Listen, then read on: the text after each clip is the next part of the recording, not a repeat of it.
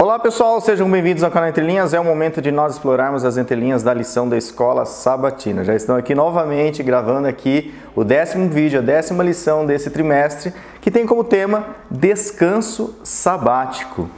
Essa lição é praticamente uma repetição, é igual à lição anterior, a lição 9, que fala sobre os ritmos do descanso.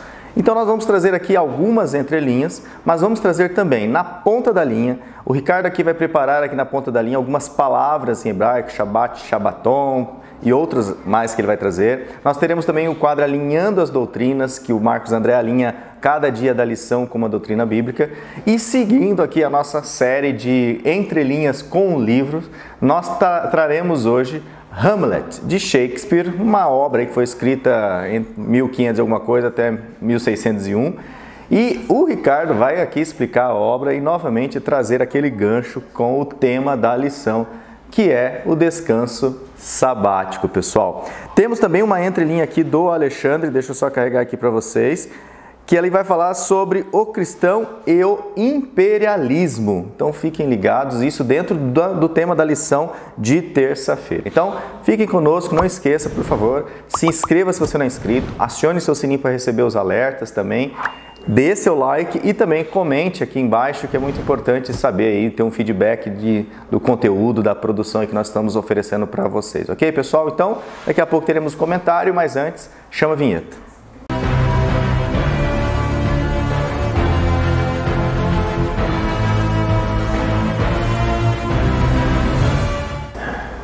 Bom pessoal, agora vamos aqui aos comentários. O vídeo está sendo lançado todos os sábados às 13 horas e está sendo lançado em modo estreia, onde você tem a oportunidade de conversar com quem está assistindo naquele momento. Aqui, né, a Edilza Nascimento, Marcos André, Vilásio Krieger, fala muito bom de aprender todos os ensinamentos com entrelinhas. O Elídio Westphal, ele é de Vitória, Espírito Santo, e nós já temos, né, alguns irmãos inscritos, colegas lá do Espírito Santo. Então, o Elídio também é de lá. E o Jorvan Ribeiro, feliz sábado. É isso aí, pessoal, que comentou lá no live chat. E aqui, nos comentários do vídeo, nós temos aqui a Eunice Dias. Excelente lição, rapazes. Obrigado, Eunice, aí pelo comentário. Aprendi mais um pouco sobre o sábado, vou levar para minha classe. Boa semana para todos nós. Aracari, Santa Catarina. O Alexandre está aqui. Alexandre, manda aí um abraço. Aracari, Santa Catarina. Abraço para todos os Catarina, que fala cantadinho. É isso aí. Que bom! E a Eunice vai ter mais uma lição agora sobre o descanso sabático, né? Então, mais coisas para você levar aí para sua sala.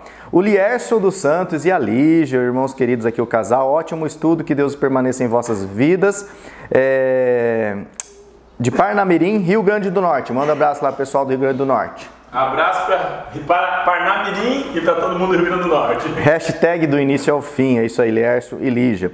O João Cavaco, mais uma vez, ele fala assim, parabéns pelo chat em direto, né, que é o nosso live chat aqui, cada vez melhores no sentido da eternidade. Obrigado pelo seu testemunho, que me inspirou pela graça de Deus, os seguintes comentários. Valeu, João, obrigado pelos seus comentários. O pessoal já está falando lá que, né, deveria ter uma sessão nos comentários das entrelinhas, a Sandra Bittar e o João Cavaco fazerem parte aqui do canal, né? Eu só queria destacar aqui o finalzinho dele, que ele fala assim, afinal, o que é o ritmo de cada um? São todos os momentos que o crente escolhe viver de acordo com a vontade de Deus, que alternam entre momentos mais calmos de paz e outros de grande tribulação, em que Deus nos dá a vitória pela sua verdade, amor e vida em Cristo pelo Espírito Santo. E ele fala assim, e o sábado? A sua intensidade de paz e descanso prepara-nos constantemente para o restante da semana, em que testemunhamos da libertação e da renovação da aliança que nos dá gozo agora e na eternidade, fazê-la a níveis ou ritmos que cada vez mais se aproximam do ser absoluto, com esse maravilhoso e único Deus vivo, que nos ama a um ritmo cada vez mais intenso de felicidade infinita. Escolham bem o vosso ritmo, ele fala, mas não se esqueçam, ele será sempre cada vez mais intenso à medida que conheçam no desconhecido e desconheçam no conhecido desse maravilhoso Deus triuno. Então, um poeta aqui, Cavaco Peregrino da IAS em Lisboa, Portugal, União Europeia. Eu li só a última parte aqui do comentário, aqui você é convidado então a ler na íntegra aqui o comentário do João Cavaco, ele tem 3 tópicos, eu li o final do 3º tópico. Muito obrigado, João Cavaco, pelo seu carinho, pela sua participação aqui no canal, né? E daqui a pouco vamos fazer o quadro diretamente de Lisboa com João Cavaco, né? Zineldo Roque, feliz sábado, turma, aqui é o Zineldo. Vai meu abraço para vocês e meus amigos aqui de Santa Maria de Jetibá, Espírito Santo. Agora é o Ricardo, manda um abraço, Ricardo. Santa Maria de Jetibá, de Espírito Santo. Abraço, Santa Maria. Aê! E último comentário que nós temos hoje, que o vídeo foi lançado agora no sábado, estamos gravando no sábado à tarde. Maria Lúcia Machado Figueira, nossa querida irmã, está lá comentando toda semana. Obrigado, Maria Machado. Feliz sábado a todos. Pessoal, nosso muito obrigado pelo teu carinho, obrigado aí pelas palavras. Você que já comentou, você que vai comentar no vídeo, é muito importante que você reaja, né? Depois que eu criei o canal, eu comento mais no canal dos outros, porque eu sei como é importante a gente sempre dar um feedback, nem que seja um oi, e isso ajuda a promover o conteúdo. Se você gosta, se você acha aquilo importante, né? Eu gosto também que os meus amigos sejam influenciados pela rede social que é o YouTube, beleza? Vamos lá então ao que nos interessa agora. Nós teremos então agora a participação aqui no quadro Alinhando as Doutrinas, onde o Marcos André vai trazer para nós aqui o alinhamento da lição com uma doutrina bíblica. Então, Marcos André, agora é com você. Olá, você que nos acompanha pelo canal Entre Linhas, eu sou o Marcos André e mais uma vez estamos nós aqui firmes, fortes e ávidos para aprender um pouco mais da Palavra de Deus. Antes de darmos início ao estudo da lição dessa semana, nós vamos fazer uma oração, como fazemos sempre. E eu convido você a orar comigo nesse momento. Vamos orar? Santo e bom Pai, mais uma vez estamos nós aqui na Tua presença, Senhor, certos de que o Senhor nos ouve, certos de que o Senhor nos tem atendido e certos de que o Senhor tem estado conosco em todos os estudos que fazemos aqui. Por isso nós pedimos mais uma vez que o Senhor nos abençoe com a Tua presença, nos encha do Teu Santo Espírito, tanto nós que estamos aqui à frente das câmeras, quanto também as pessoas que estão atrás das câmeras nos assistindo, nos auxiliando com as suas orações, nos auxiliando de alguma forma para o crescimento desse canal. Nós pedimos que cada lar onde o Senhor for requisitado nesse momento através dessa oração, que o Senhor se faça presente, levando bênçãos e curando as pessoas que necessitarem de cura, consolando as que necessitarem de consolo e levando a Tua paz. Nós te pedimos isso pelo nome do nosso Senhor e Salvador Jesus Cristo, com perdão dos nossos pecados. Amém. Esse é o quadro Alinhando as Doutrinas, aquele quadro onde nós destacamos algumas das doutrinas que aparecem nas entrelinhas da lição. A lição dessa semana tem como título Descanso Sabático, que é meio que uma continuidade da lição da semana passada. No entanto, o autor trata com uma tônica um pouco diferente sobre esse mesmo tema. Começa no domingo falando ali sobre como a teologia tem ficado até um pouco sofisticada para falar que nós não precisamos mais guardar o sábado. No entanto, nós sabemos que o sábado ele foi estabelecido por Deus na criação e foi dado como mandamento. Então nós entendemos que o sábado ele continua tão válido hoje quanto os mandamentos no mesmo contexto que o sábado aparece, como por exemplo, não matarás, não adulterarás. Ninguém tem dúvida de que esses mandamentos eles são importantes para o bom andamento da sociedade como nós conhecemos. E Deus então ele coloca o sábado nesse contexto não à toa, né? O sábado por si só ele não tem nada de especial, né? Ele é um dia de 24 horas como qualquer outro. Ele às vezes chove, às vezes faz frio, às vezes tem um sol quente, como qualquer outro dia. No entanto, o que torna o sábado especial foi o fato de que Deus o separou, né? O santificou e que Deus o abençoou e também descansou nesse dia como um exemplo para que o ser humano pudesse segui-lo, já que o ser humano foi criado à imagem e semelhança de Deus, ou seja, o ser humano espelhava as atitudes de Deus naturalmente, né? Hoje nós somos antagônicos, mas o homem criado à imagem e semelhança de Deus, ele espelhava aquilo que Deus fazia. Portanto, os atos de Deus, eles eram mandamentos para esse homem, né? Para o homem recém-criado.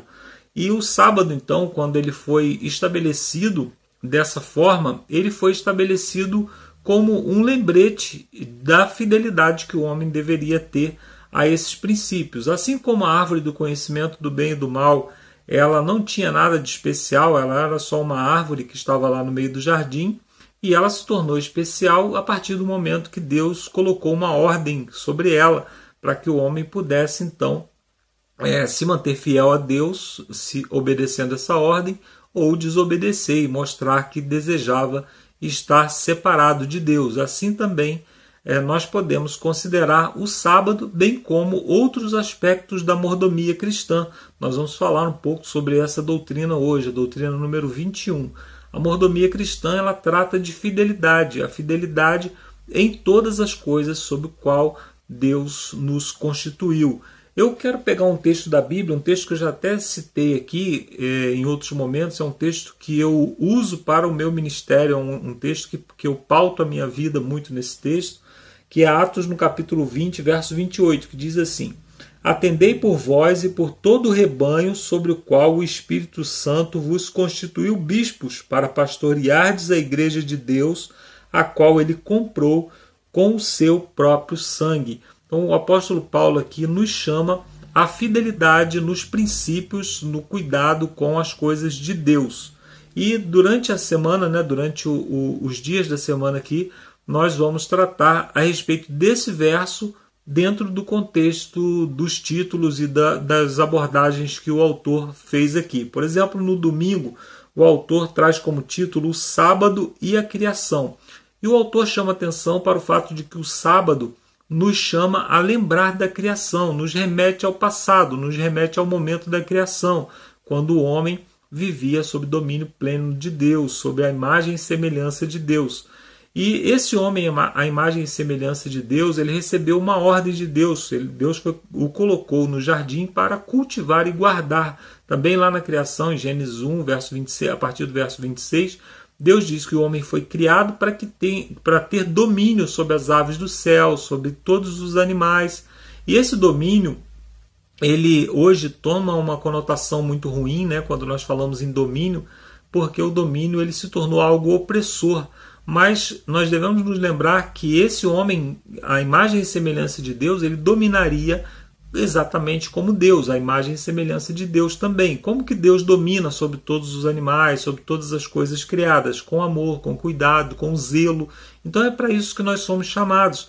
Nós fomos chamados para ter zelo pelas coisas de Deus.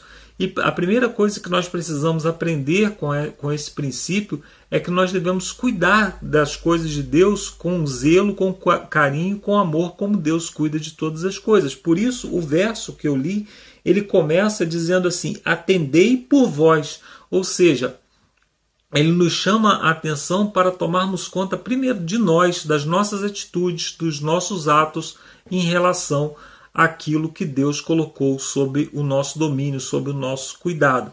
Na parte de segunda-feira tem como título Celebrando a Liberdade.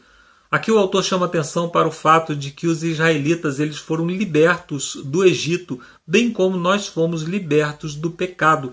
E nós devemos nos lembrar disso, nós devemos nos lembrar que Deus ele nos comprou, nos resgatou, nos remiu do pecado. Por isso, esse verso aqui que eu li com você, ele diz assim: os bispos eles devem zelar pela igreja de Deus, a qual ele comprou com o seu próprio sangue. Então nós fomos comprados por Deus com o seu próprio sangue, nós somos remidos, nós não devemos nos esquecer disso jamais. Cristo nos libertou da morte, Cristo nos libertou da culpa do pecado, Cristo nos pagou o preço por nós. Na parte de terça-feira o título é O Estrangeiro Dentro das Tuas Portas. Esse título ele nos lembra que o sábado ele também servia para que o estrangeiro fosse liberto, para que o estrangeiro recebesse cuidado, para que o estrangeiro também descansasse. E os israelitas eles deveriam se lembrar tanto dos estrangeiros quanto dos escravos que estavam sob seu domínio. Quem seriam esses estrangeiros, esses escravos hoje, sobre os quais nós precisamos nos lembrar de ter cuidado? Talvez aquelas pessoas que divergem em ideias conosco, as pessoas que nos criticam, as pessoas com as quais nós não temos muita afinidade, com as quais nós não temos muita simpatia. E Deus está dizendo, olha, lembre-se dessas pessoas também. Ele chama atenção aqui no verso, que o Espírito Santo nos constituiu bispos para pastoreardes a igreja de Deus. Quem é a igreja de Deus? Todos aqueles os quais ele remiu pelo seu sangue. Então todas as pessoas elas foram compradas, e assim como o sábado ele recebe um valor especial de Deus, todas as pessoas recebem também um valor especial de Deus à medida que Deus envia seu próprio Filho para derramar o sangue por cada uma delas. Na parte de quarta-feira nós temos como título Serviço ao próximo honra o sábado de Deus. Aqui o autor chama atenção para o fato de que Jesus Cristo ele utilizava inclusive as horas do sábado para cuidar das pessoas, para alimentar, para curar as pessoas, e isso era motivo de crítica para algumas pessoas, né? As pessoas estavam mais preocupadas com o mandamento, com a obediência, com o não fazer, do que com as coisas que deveríamos fazer. E nós, quando nós olhamos para o sábado como o dia do não pode, nós estamos olhando com um olhar legalista. Nós precisamos olhar para o sábado com os olhos de Jesus. Tudo que nós podemos fazer nesse dia pelo próximo, tudo que nós podemos fazer para o rebanho de Deus, sobre o qual ele nos constituiu bispo, como nós lemos aqui no texto. Nós devemos nos lembrar que todos nós fomos colocados por Deus aqui como seus sacerdotes, né? Assim como o povo de Israel era era uma nação de sacerdotes no passado, hoje Deus nos chama para sermos sacerdotes por onde quer que nós passarmos. Então, tanto na igreja, quanto na família, quanto em qualquer lugar onde nós tenhamos influência, nós somos chamados a influenciar pessoas para o bem, influenciar pessoas com o amor de Cristo. Na parte de quinta-feira temos o título O Sinal que Pertencemos a Deus. E aqui chama atenção para o fato de que o sábado é um sinal distintivo entre aqueles que obedecem a Deus, aqueles que fazem de Deus o seu Senhor, aqueles que decidiram realmente obedecer a Deus em todas as coisas. Assim como o Espírito Santo é um selo para aqueles que estão salvos e recebem a porção do Espírito Santo, o sábado ele é um diferencial, porque se você obedece aos sábados, obedece ao mandamento do sábado, é porque você obedece a Deus, porque não existe nenhuma lei humana que te proíba de trabalhar no sábado, que te diga que você deve separar o sábado para fins litúrgicos, né?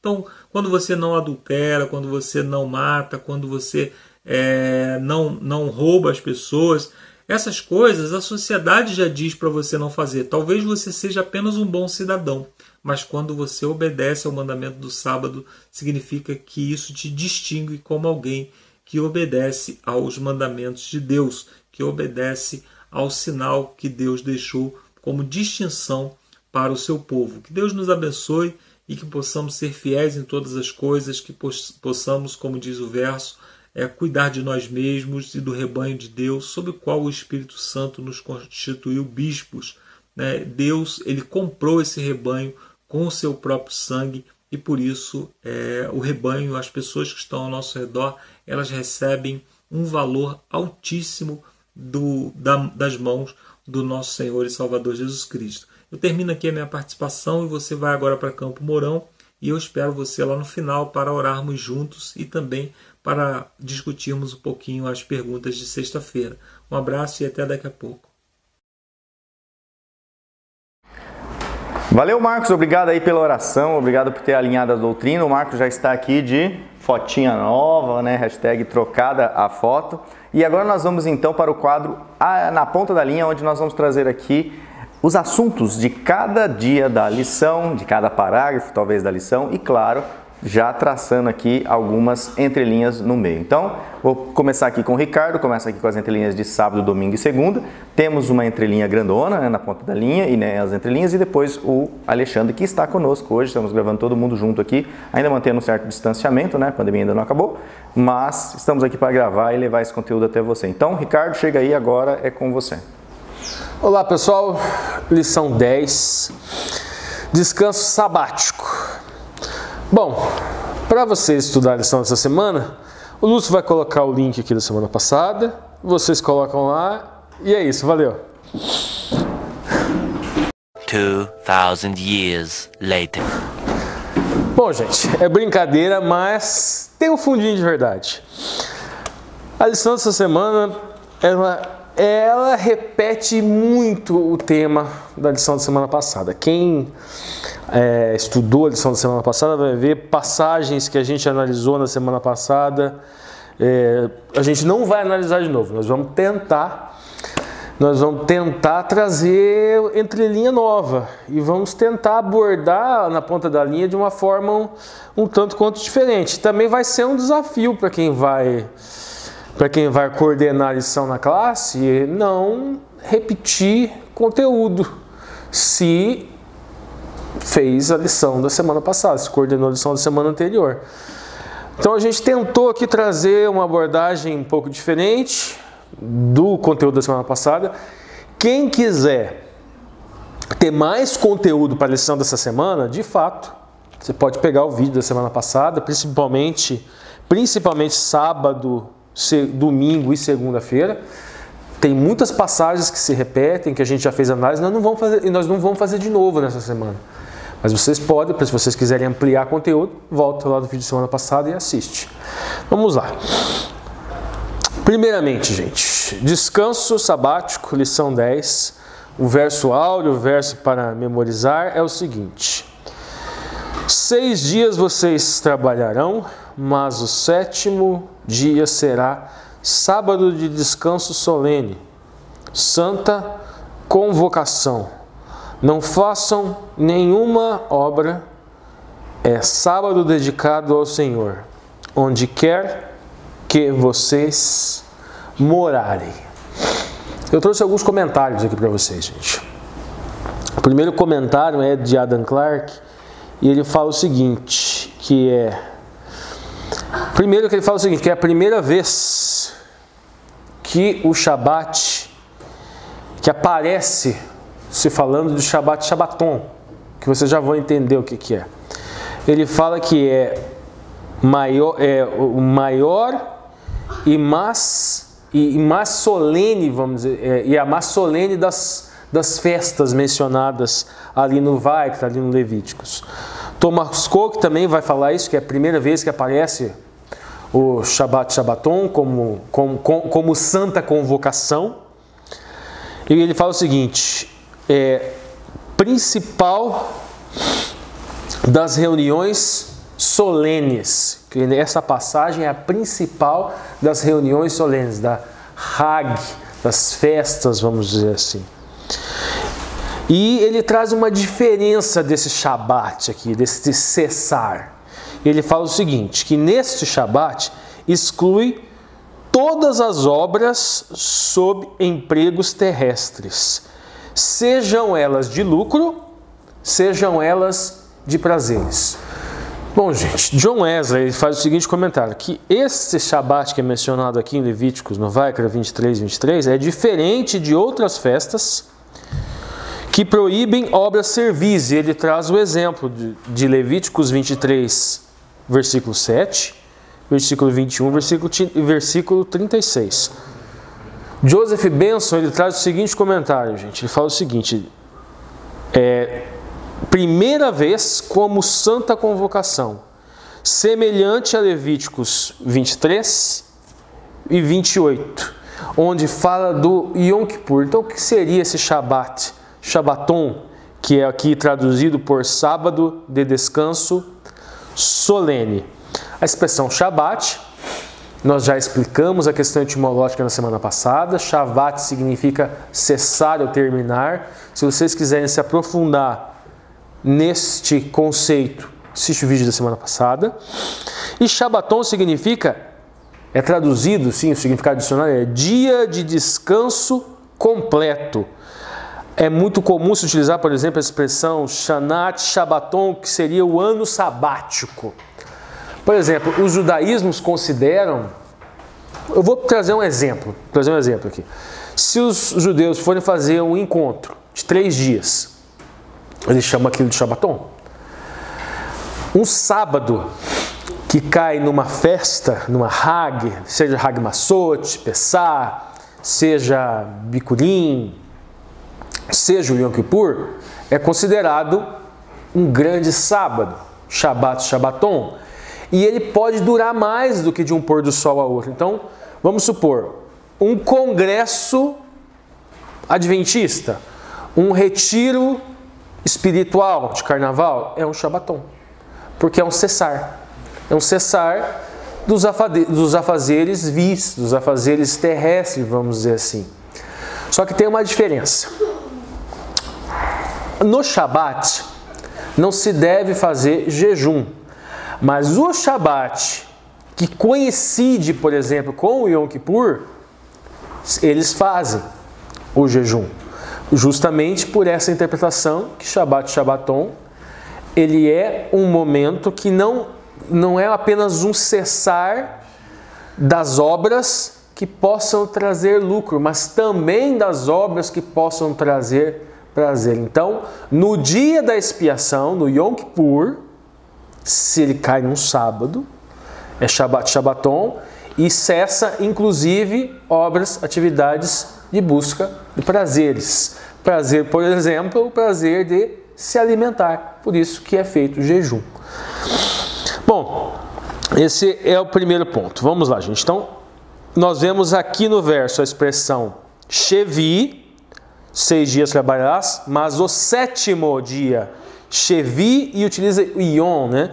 E nós já falamos que esse Shevi é ligado com uma raiz que significa fartura. Novamente, nós falamos sobre isso na semana passada. Nos aprofundamos mais na semana passada. Então, o 7 é um símbolo de fartura, em função da etimologia desta palavra e do vínculo com a raiz hebraica Sheviah.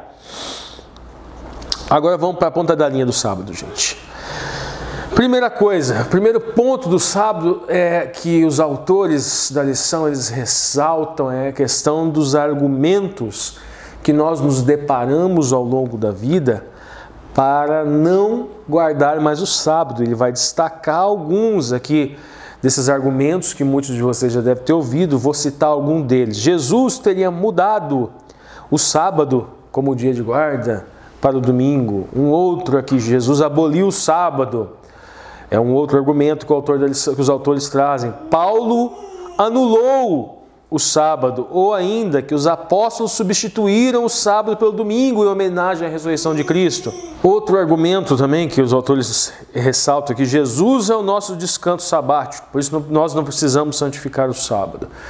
Tem um outro também, né, que é a questão que não está aqui na linha, que eu posso trazer, que é a questão da chavinha, que Pedro seria o primeiro Papa, e que a chavinha que ele abria, a porta que ele abria na terra, e aquilo que ele ligar na terra será desligado, aquilo que ele desligar no céu será desligado na terra. Ou seja, querendo dizer que Pedro, como primeiro Papa, teria autoridade para mudar mandamentos, mudar mitzvot. Ou seja, que teria sido dada autoridade para a igreja fazer esse tipo de mudança. É um outro argumento. Ainda continuamos.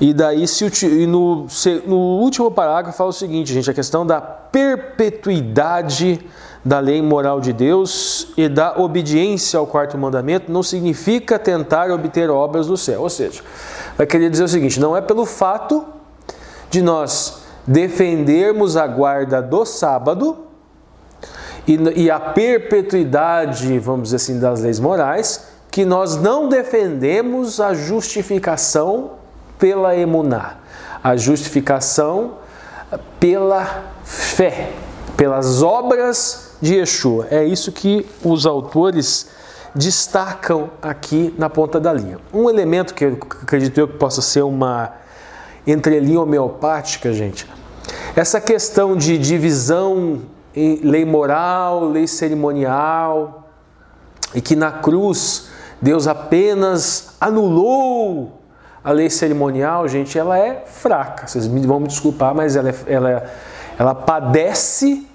de coerência interna. E por que que as festas elas judaicas, nós não comemoramos mais as festas porque é lei cerimonial e a lei cerimonial acabou na cruz. Na cruz, Deus cumpre, Yeshua cumpre toda a lei, independente de qualquer divisão artificial que nós acabemos com ela. Vamos exemplificar melhor isso. As festas são símbolos. aquele cordeiro pascal da festa da Páscoa é um símbolo do quê? O símbolo de cordeiro de Deus que tira o pecado do mundo, é o símbolo de Yeshua, Yeshua HaMashiach. Nós vemos premissas, existem alegorias no Velho Testamento inteiro, já fizemos estudos aqui no canal, vocês devem se lembrar de alguma coisa, vocês têm vivência, muitos dos que estão assistindo estão há anos na igreja, há muito tempo de estudo. Então vocês têm lá a festa de Hag Masot, ou seja, aquelas ervas amargas, aquele pão sem fermento, tudo aquilo é símbolo do Mashiach. Você tem bicurim, primícias. Toda vez que nós estudamos João, que vamos trazer um estudo sobre que Jesus é o primeiro, ou seja, é a primícia dos mortos.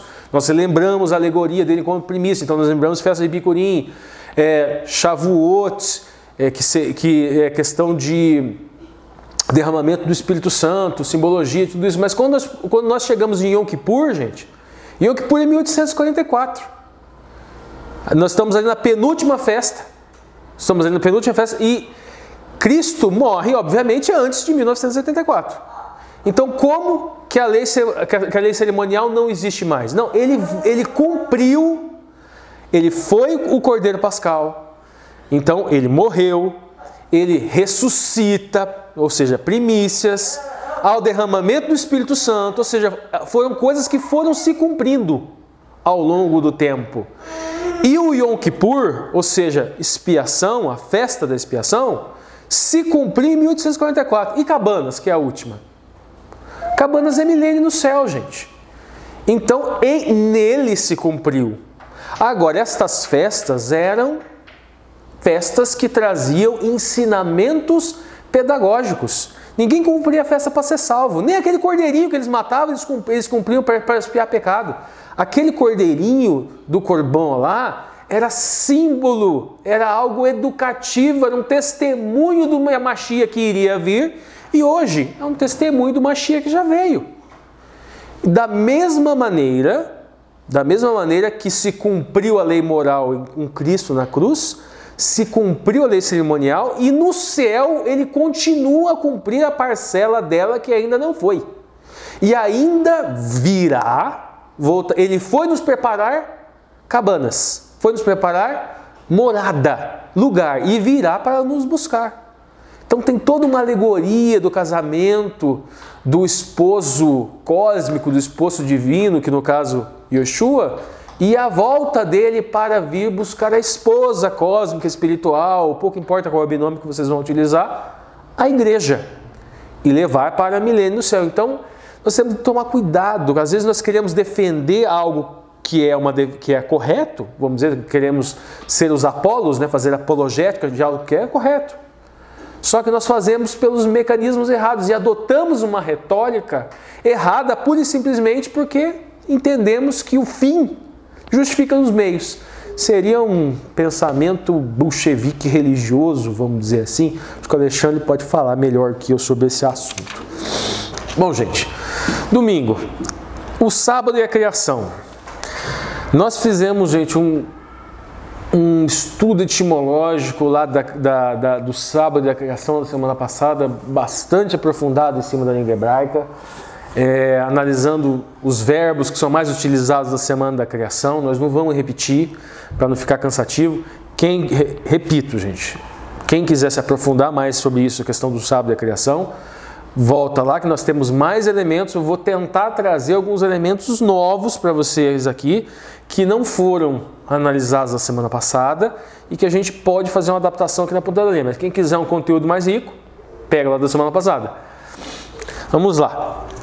Primeira coisa, na primeira coisa que o autor da lição vai destacar é a questão do lembrar, do lembra-te do dia de sábado para santificar. Ele faz uma relação que há uma mitzvah com relação ao Shabat, no sentido de lembrar, que nós vamos lembrar especificamente duas coisas que os autores destacam aqui. Nós já vamos falar sobre ela. Primeiro vamos entender essa questão de lembrar.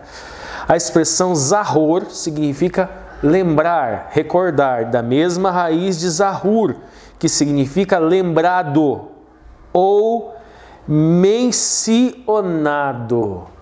E o que é o destaque aqui, a questão, a ideia, ó, lembrar pressupõe história, implica algo que aconteceu no passado, do qual precisamos nos lembrar. E o que seria isso? Bom, primeira coisa,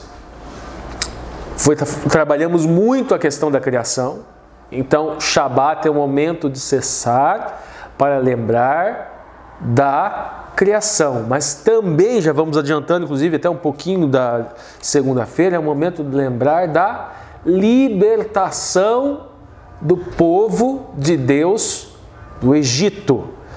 E nós temos aí em paralelo 2 pontos: criação com paralelo com a queda do mundo e a techuvá, o retorno deste mundo ao que era antes do pecado. Então, volta de Cristo, milênio no céu e Nova Jerusalém.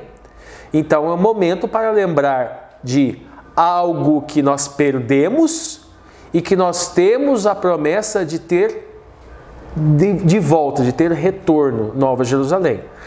Segundo, libertação do povo de Deus do Egito. Em paralelo, libertação do povo de Deus da escravidão do pecado. Bom, gente, agora chegamos à lição, na pergunta, vamos dizer assim, número 1.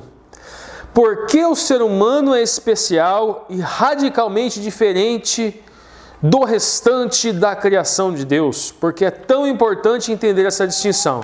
E agora, quem não entendeu, gente, ainda o porquê da brincadeira que foi feita no começo do vídeo, eu vou ler a pergunta da lição número 9. O que foi diferente na criação humana em relação ao restante das criaturas da Terra? Vou dar uma olhada aqui nas referências que foram dadas aqui agora no domingo, a pergunta número 1, Gênesis 1:26. Vou dar uma olhada aqui também na referência. Gênesis 1:26, versículo 27. Aqui também, versículo 27. Então, nós falamos muito sobre isso, nós lemos em a questão de hebraico, questão de etimologia na semana passada. Quem quiser se aprofundar sobre essa questão, dá uma olhadinha no vídeo da semana passada, mas eu vou falar bem por cima. A questão que se utiliza aqui, gente, que nós falamos semana passada, a questão de imagem e semelhança de Deus. Imagem, tselen, e semelhança, demut. Tselen tem uma raiz com tsel, que significa sombra. Tem a questão também, aquele que habita o esconderijo do Altíssimo, a sombra do Cordeiro descansará lá, e essa expressão é tsel. É uma palavra que vem da mesma raiz. Então essa imagem, porque veja bem, gente, hoje em dia nós temos várias coisas que podemos associar com a imagem, mas o pessoal daquela época tinha o quê? Sombra. Porque é o sol, o sol em contato com o corpo, ele projeta uma imagem. É mais ou menos isso, essa relação. Mas vocês notem que essa expressão tselen, ela denota também uma comunhão, uma relação de causa e efeito. O corpo ao qual a luz está refletindo, projetando aquela sombra, se ele se movimenta, a sombra se movimenta, está sempre junta, sempre conectada. E demut, semelhança, sangue. Falamos na semana passada, vocês dão uma olhada, tem um aprofundamento maior lá. Mas o que eu vou trazer de diferente para vocês aqui? A questão, inclusive, que eu já adianto um pouquinho o assunto de segunda-feira aqui, eu vou passar junto, mas já está relacionado também com segunda-feira.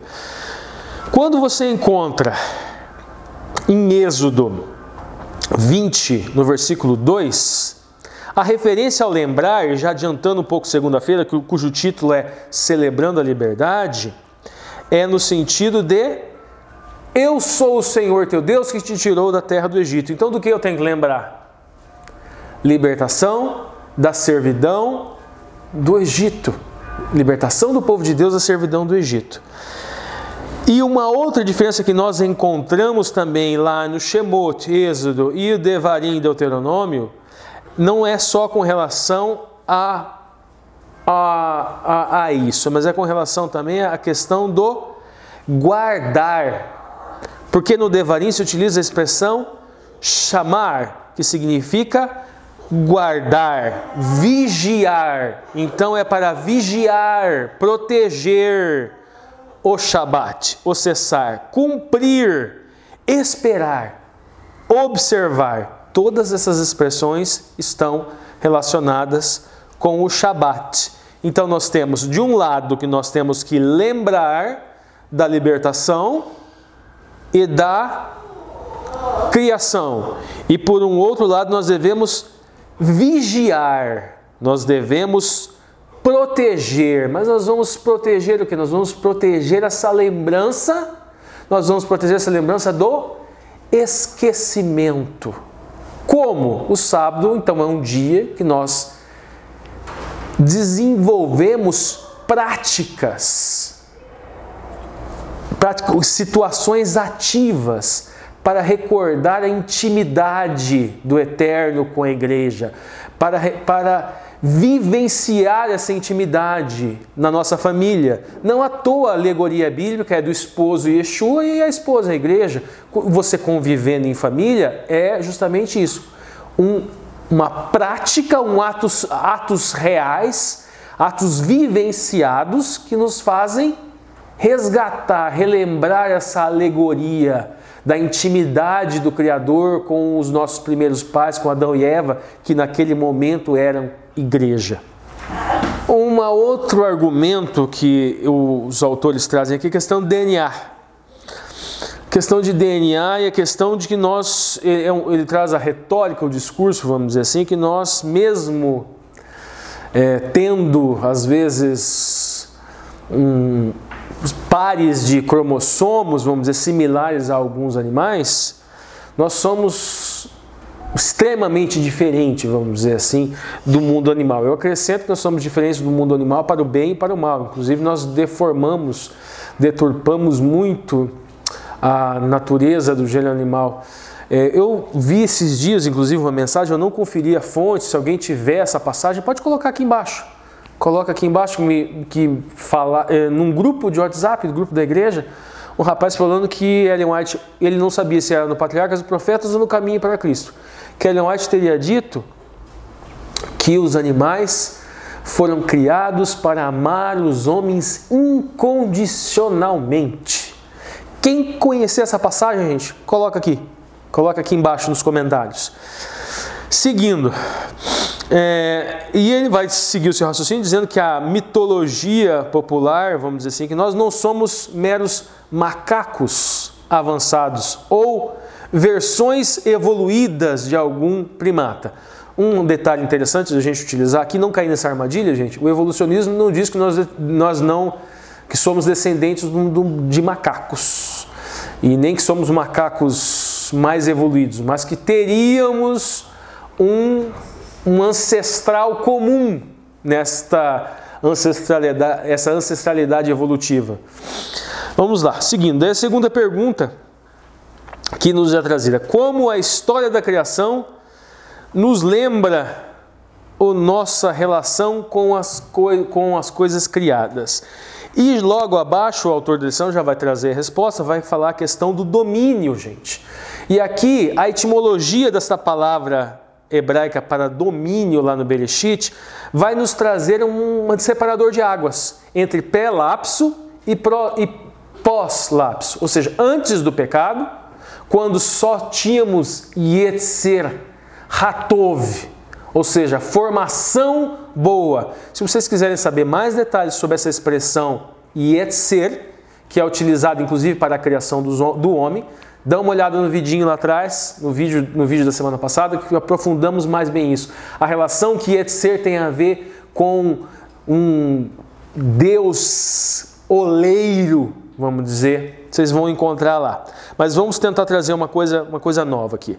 A expressão domínio que foi dado pelo Eterno ao homem é Hadar, e significa governar, mandar, reger. Nós vemos essas três primeiras expressões que podem significar Hadar, domínio, que dentro do Yetzer Hatov, numa construção poética, na natureza boa, formação boa, elas se harmonizam, vamos dizer assim.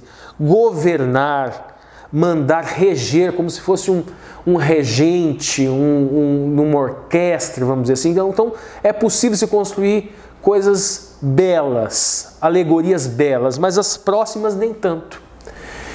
O idioma ele se constrói em função de coisas concretas. E depois do lapso, quando o Yetzer Hará contamina a criação, o que se agrega a esse conceito não é tão belo. Por exemplo, subjugar, oprimir. O ser humano, depois do lapso, ele oprime a natureza. Castigar. O pecado castiga a natureza. E o ser humano, em sua natureza pecaminosa, também castiga a natureza. Vivemos em um mundo bipolar, gente. Inclusive na minha entrelinha que eu vou trazer de Hamlet, tem muita questão do bipolar, do polo, dos dois personagens que um se opõe ao outro. E nós estamos vivendo essa bipolaridade de outro. Por exemplo, nós não discutimos mais desenvolvimento sustentável. Nós falamos que qualquer pessoa que fala de meio ambiente é de esquerda. Quando o desenvolvimento sustentável, em qualquer país civilizado, é pauta tanto no palanque da direita como no palanque da esquerda, exceto em alguns extremistas de direita meio lunáticos que resolveram conquistar votos através do discurso lunático, o lunatismo, vamos dizer assim. Qualquer político, seja de esquerda ou seja de direita, fala a pauta, divulga, apoia a pauta do desenvolvimento sustentável. O que é isso? Imaginemos um país no Oriente Médio onde tenha pouca água. É preciso abastecer as cidades. Vamos desviar o leito de um rio, precisamos levar água para aquelas pessoas. Mas desenvolvimento sustentável qual é a medida que faz o menor dano possível e supre a necessidade de água de um povo que está com sede. Isso é desenvolvimento sustentável. Está presente na pauta de qualquer político racional. Então, oprimir a natureza, e muitas vezes oprime o próprio homem, porque o homem está conectado a essa natureza. Mas eu vou deixar as pessoas passarem fome para não desviar o leito do rio. Não é isso. De que adianta também você desviar o leito do rio da pior forma possível e daqui 10 anos, ou daqui 20 anos, ou daqui 30 anos, os filhos ou os netos não terem água e muitas vezes terem uma erosão tremenda que vai acabando com bairros, vai acabando com margem, vai acabando com a natureza e acabando também com a possibilidade de futuras gerações terem acesso à água. Desenvolvimento sustentável é atender às necessidades do homem de forma racional e pensando nas futuras gerações, no menor dano possível ao ambiente para que as futuras gerações possam efetivamente ter formas também de ter acesso à água, à vida, a uma vida decente, vamos dizer assim. Então, esse oprimir a criação, o desenvolvimento sustentável, gente, não é pauta de, sei lá, de pensamento, é pauta de qualquer pessoa que tem o mínimo de racionalidade. Vamos lá. Agora tem umas outras questões aqui que eu vou utilizar aqui nessa pergunta 2. O Gênesis, lá no Bereshit 2,15, se utiliza da palavra, a questão aqui do homem, né? E o Eterno tomou o homem e colocou no jardim, no planeta. E a expressão é laká, que significa pegar, tomar, pegar mesmo, levar, receber, aceitar. Agora, duas expressões muito interessantes aqui, gente, para essa expressão: comprar, adquirir, conquistar. Mas espera assim, ele tomou. Aqui nós podemos fazer uma construção alegórica, podemos dizer até anacrônica, vamos dizer assim, ou atemporal, ou espiritual, ou profética. Em que sentido? Esse laká que ele O Criador tomou para si este homem e o colocou para fazer algo no jardim que eu já vou desenvolver para vocês. Mas é mais do que isso. Tem um preço, escatologicamente e profeticamente, nós sabemos qual é esse preço. Este preço, ele foi pago justamente naquilo que simboliza o Yom Kippur, naquilo que simboliza a expiação de pecado. O sangue de Cristo, o derramamento do sangue do Cordeiro de Deus que tira o pecado do mundo, é o preço que o Eterno, sabedor de todas as coisas, pagou para colocar, para criar esse homem. O Eterno sabia de todas as coisas, sabia que o homem ia cair. Ele sabia que ele teria que se esvaziar enquanto ser divino, enquanto sua natureza, se fazer carne, habitar entre nós, viver uma vida de homem justo, depois se esvaziar, se fazer ratat, se fazer pecado, se fazer cordeiro expiatório e morrer morte de cruz por nós. Passar aquele Shabat morto, como a festa da Páscoa, que é uma Hag profética, vamos dizer assim, já ensinava milênios atrás pedagogicamente para esse povo. Ele comprou já na criação, porque ele já sabia o preço. Continuando, gente. Aí o autor vai continuar falando. O pecado estragou, desordenou tudo, desordenou Yetzer Hatov. Mas a terra ainda é a criação de Deus e nos dá direito de explorá-la em detrimento de outros seres humanos, o que tantas vezes acontece. E um outro ponto aqui, gente, que eu já vou trazer para vocês. A expressão que vai ficar para a semana que vem, a expressão servir, que nós vamos fazer um paralelo aqui e vai ser o link entre o domingo e a segunda. Nesse texto aqui de Bereshit 2,15, se utiliza a expressão que o homem foi tomado, foi colocado para trabalhar. Só que a expressão lá é avod. Avod é trabalhar, servir, significa adorar a Deus, significa render culto, significa servir a Deus. E existe uma outra expressão que está num versículo de segunda-feira que nós vamos analisar posteriormente, que vai responder aquela pergunta que o Lúcio falou. Qual é a diferença do serviço no jardim do Éden, para o qual Deus foi chamado? E aqui nós já começamos a responder essa pergunta. Essa expressão no Bereshit aqui, quando o Eterno, antes do lapso, tira o homem e coloca no jardim, é a adoração, é para adorar a Deus, para render culto a Deus. Nós não temos nem ideia como foi, mas no Patriarcas e Profetas, por exemplo, nos fala que esses nossos primeiros pais, eles ficavam aformoseando a vegetação como se fossem cachos, como se fossem o acarinhar de cachos de cabelo, vamos dizer assim. Então era um serviço completamente diferente. Nós sabemos, quando lendo a Torá, que é um serviço que não havia fadiga. É um serviço bem diferente. E o homem também foi colocado aqui, um outro detalhe, um outro link que nós fazemos aqui no domingo, gente.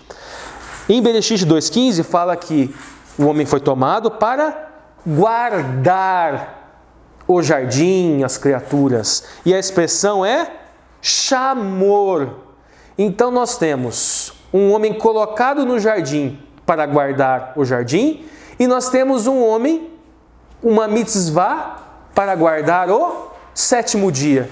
Então nós temos aqui uma mitzvah para guardar o espaço, a criação que nos foi dada, e uma mitzvah para guardar o tempo. Então a mitzvah para a dimensão espacial, guarda a casa que eu construí para vocês. E nós construímos uma alegoria muito bonita também no vídeo da semana passada, dá uma olhadinha lá se vocês quiserem.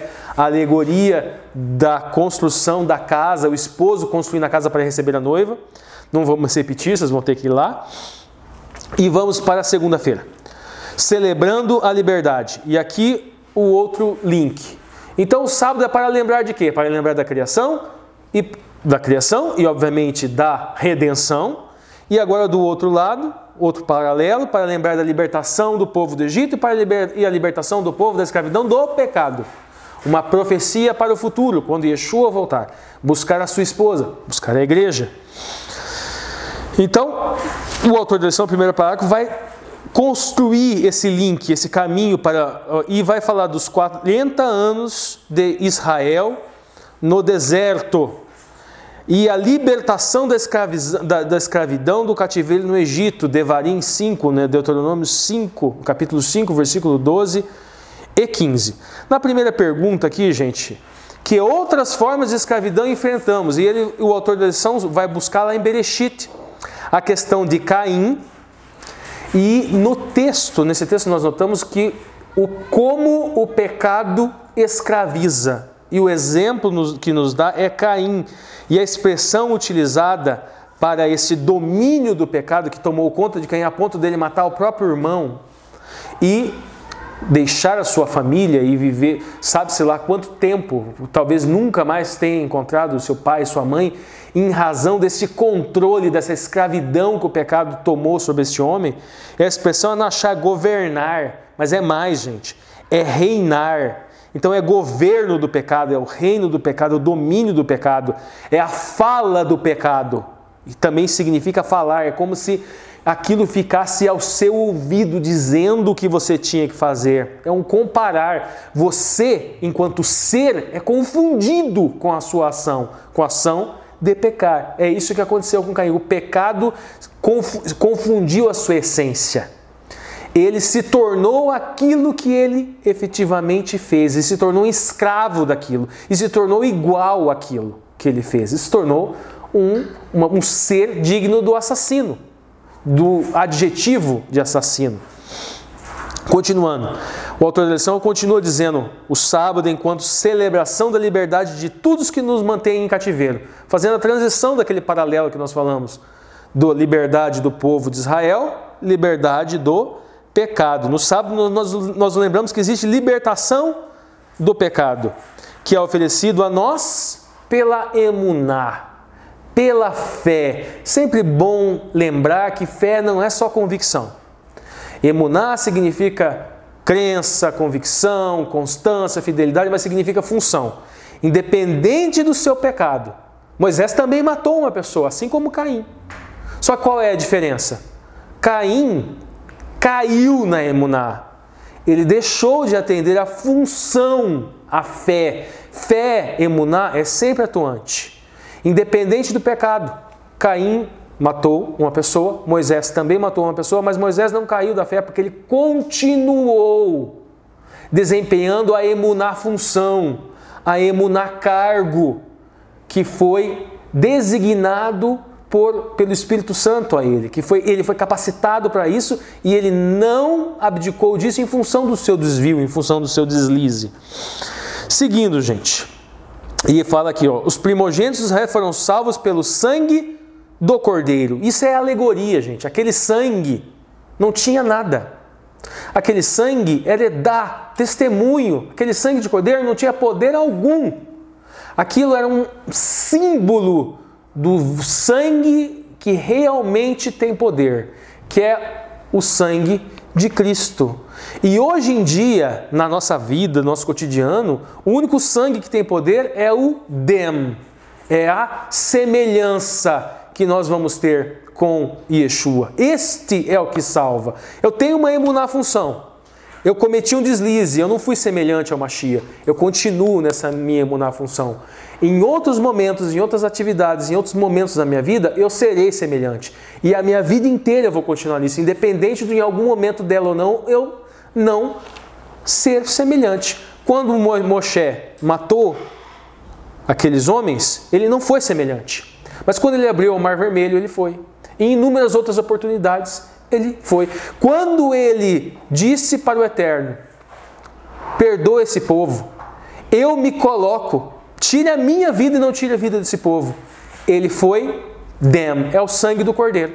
Aí ele, por quê? Uma atitude de Moshe se colocando no lugar. Não, eu tire a minha vida, não tire a vida desse povo. É esta atitude de Cristo. Ali nós temos a semelhança sanguínea, o sangue do Cordeiro. Então nós temos que parar de utilizar essas alegorias simplesmente como retórica pouca. Retórica de discurso de sermão.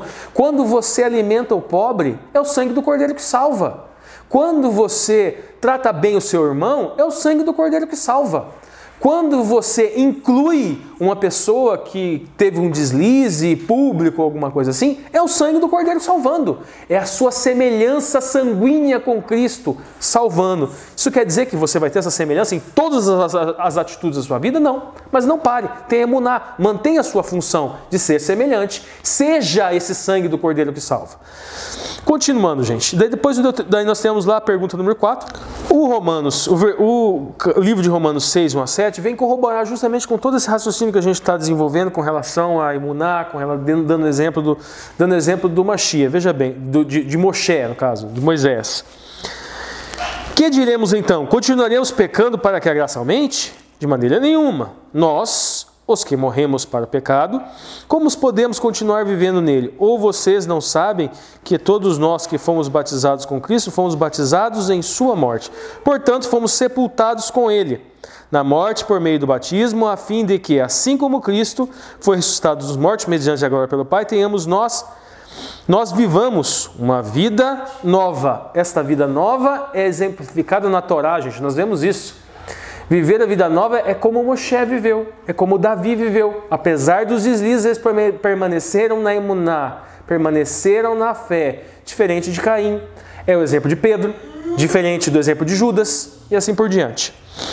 E aqui nós vamos agora, gente, nós vamos responder aquela pergunta, porque na última parágrafo ele vai trazer Deuteronômio 5:15. Lembra-se de que você foi escravo na terra do Egito, e que o Senhor, seu Deus, o tirou de lá com mão poderosa e braço estendido.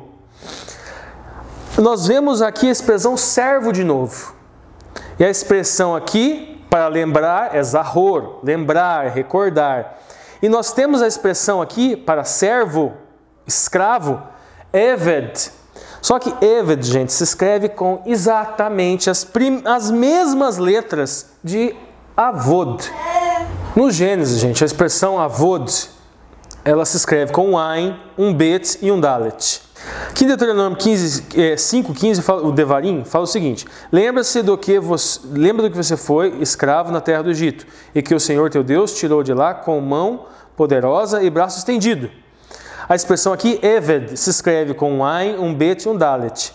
Eved é uma expressão, uma palavra similar a Avod, que eu falei lá no Gênesis 2:15, quando fala que Deus tirou o homem, colocou o homem no Éden para trabalhar. Avod se escreve com um Ain, um Bet e um Dalet, que significa, mas lá no Gênesis, Avod, a tradução é trabalhar, servir, adorar a Deus, render culto.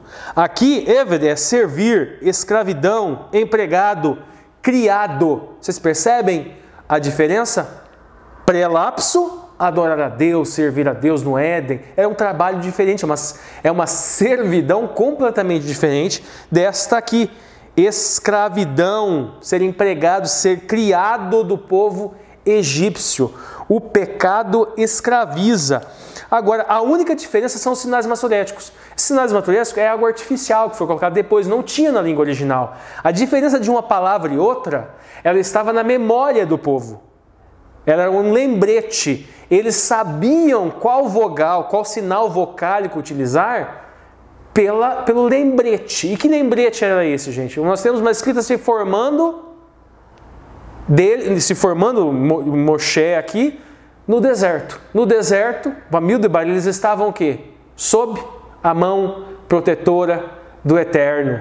Então eles tinham algo vivo para relembrar. Era aquela nuvem que pairava durante o dia, protegendo do sol, do calor. Aquela nuvem que pairava durante a noite, protegendo do frio. Este é o lembrete. Então eles não precisavam desse sinal vocálico. Eles sabiam exatamente o que era servidão no Egito e o que é servir a Deus, porque eles estavam neste deserto servindo a Deus, adorando a Deus, sob a proteção constante do Eterno, sendo servidos de refeição, de um maná que vinha do céu. Bom, gente, vamos lá. A entrelinha de hoje vai ser em cima do verso áureo, que é Levíticos 23:3, que fala justamente sobre o Shabat, Shabaton. Eu expliquei na ponta da linha que tem uma diferença, o Shabat HaKodesh, que é o Shabat, o dia da semana, acontece de 7 em 7 dias, memorial da criação, mas o versículo selecionado como verso áureo, ele trata de Shabat Shabaton, que pode cair em qualquer dia da semana, porque assim, gente, nós tínhamos as festas comemorativas, tinha Páscoa, Pessah, Hag Masot, tinha festa de Bikurim, Shavuot e todas as outras, até a festa das cabanas, festa de Sukkot.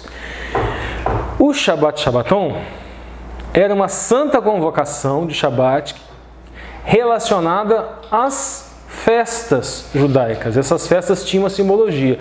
E tem um específico, que é o Shabat Shabaton, que cai quando cai em Yom Kippur. Yom Kippur é dia de expiação de pecado, é dia de perdão. Então, nós vamos falar sobre o cessar, o Shabat, e sobre também o perdão nessa entrelinha. Esse que vai ser o link com Hamlet. Eu vou contar um pouquinho da história, vocês vão entender e depois nós vamos fazer uma aplicação no final. Vamos lá, gente. A obra é de William Shakespeare, dispensa apresentações, e o livro é Hamlet. E essa história, ela se passa no reino da Dinamarca. O livro começa com um conflito entre a Dinamarca e a Noruega. O pai de Fortinbras é assassinado pelo rei Hamlet, pelo pai do príncipe Hamlet, que é o protagonista dessa peça. Esse pai dele, ele é morto. E no começo ali da peça, a gente vê os amigos, um amigo do Hamlet, e dois soldados que veem um fantasma, e depois eles vão falar para Hamlet. E esse fantasma é justamente o pai de Hamlet, é o rei Hamlet, que foi assassinado por Cláudio. E Cláudio, que era o seu irmão, ou seja, tio do nosso protagonista, do príncipe Hamlet, ele vem a se casar com Gertrude. Gertrudes, no caso, que é a mãe de Hamlet. Hamlet não se conforma de maneira nenhuma com isso. Ele critica muito isso, que é a questão ele fala, tem uma frase muito famosa, que a fidelidade não é como vela que se derrete no fogo, porque ele recrimina a lascívia, vamos dizer assim, a luxúria dela, de ter se casado tão rápido com Cláudio. Hamlet seria o herdeiro natural desse trono, o povo amava ele. Mas, como Cláudio se casou com Gertrude, Cláudio ficou com o trono.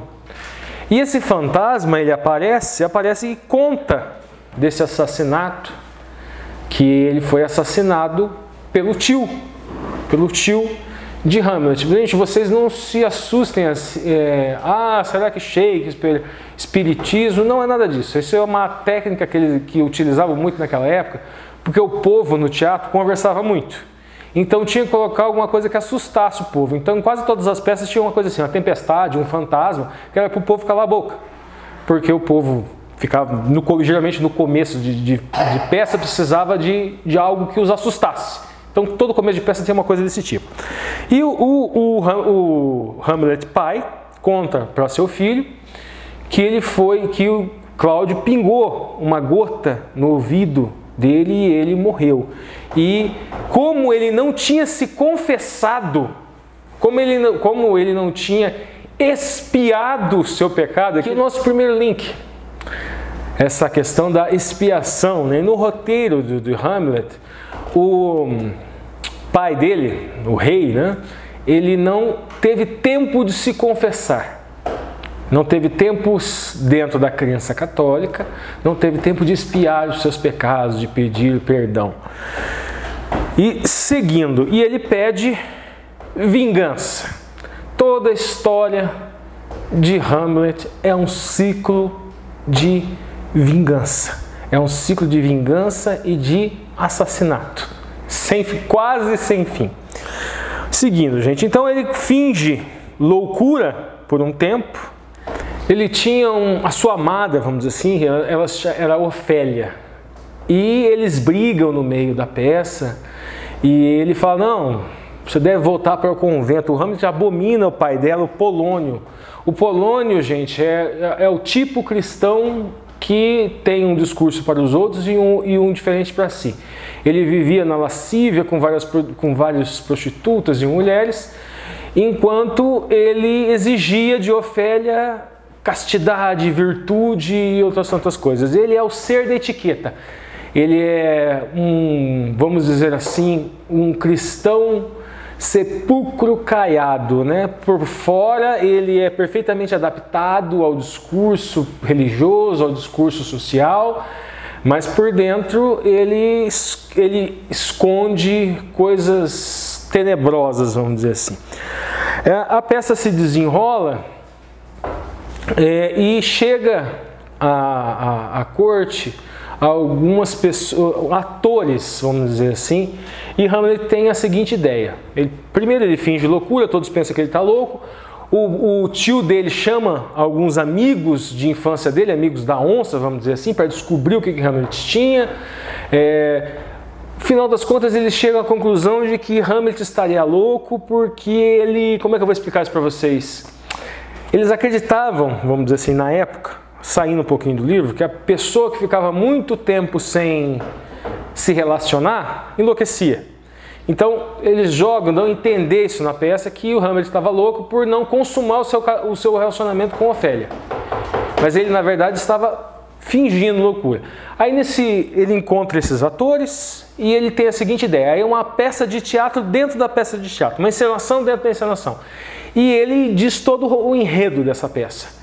E ele coloca nessa peça todos os elementos daquilo que aquele fantasma teria dito para ele. E ele ia olhar a reação de Cláudio, o seu tio, para ver se ele era culpado ou se ele era inocente.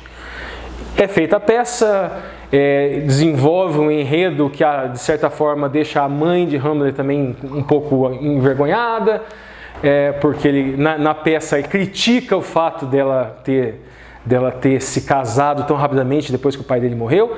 E a morte do seu pai, ela é encenada exatamente como foi. Cláudio se assusta, se levanta, sai no meio da peça e Hamlet tem certeza do que aconteceu. No meio do caminho, depois que termina a peça, Hamlet ele vai encontrar sua mãe para dar uma bronca nela, para criticá-la. E no meio do caminho ele passa por um confessionário do palácio e ele encontra o seu tio Cláudio. E aquela era a oportunidade para ele se vingar e matar o seu tio, mas ele pensa assim, não, eu não vou matá-lo porque ele está se confessando, ele não deu essa oportunidade para o meu pai, eu não vou dar essa oportunidade para ele. Porque se eu matá-lo agora se confessando, ele irá para o céu, porque ele terá os seus pecados perdoados. E o Hamlet queria que ele fosse para o inferno, ele desejava isso, que fosse para o inferno.